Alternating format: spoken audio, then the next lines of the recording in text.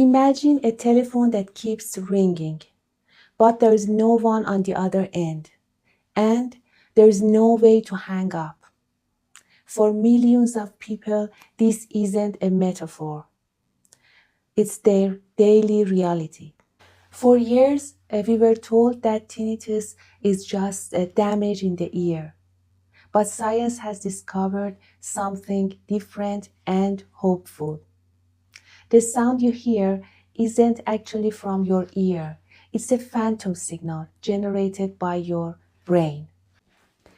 Today, we're set to explore everything from the microscopic hair cells of your cochlea to the deepest emotional centers of your limbic system to understand exactly why your brain is playing this trick on you. Because knowing this is the first step toward freedom and will foster mindfulness and habituation. It all starts here, the cochlea. Think of these tiny hair cells as microphones.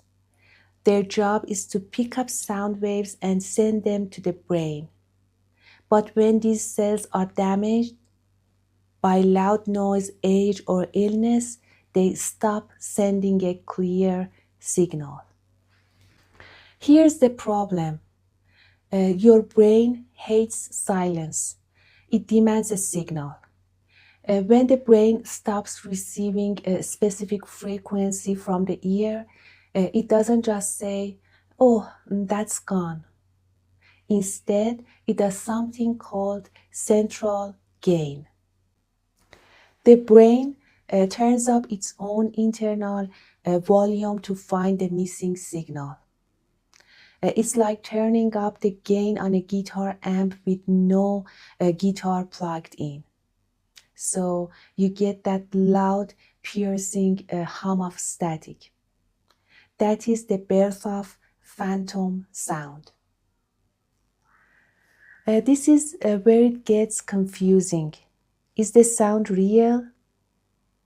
Yes and no. A real sound is a physical vibration in the air.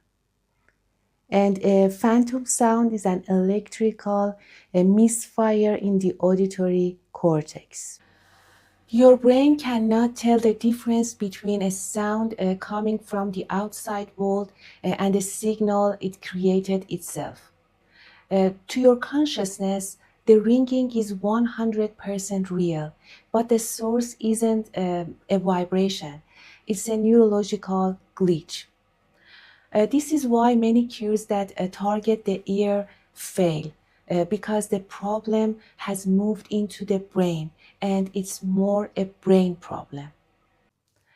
And now, here's the most important part. Why do some people have this glitch but don't care about it, while for others it's a nightmare? The answer lies in the limbic system, the brain's emotional headquarters.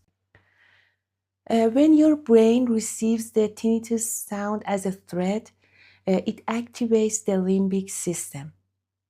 This triggers a fight or flight response. Now your brain is on high alert. It starts scanning for the sound to see if the danger is still there.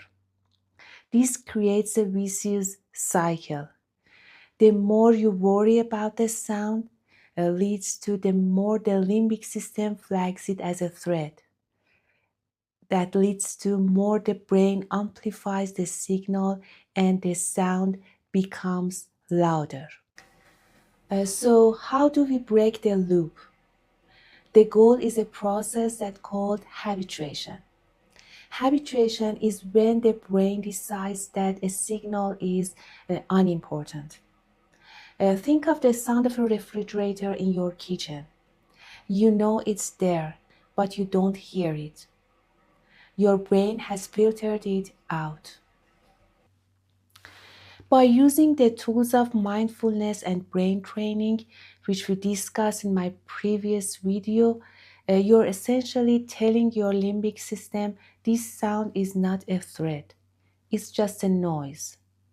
Once the brain stops flagging the sound as an emergency, the gain turns down and the sound fades into the background of your life.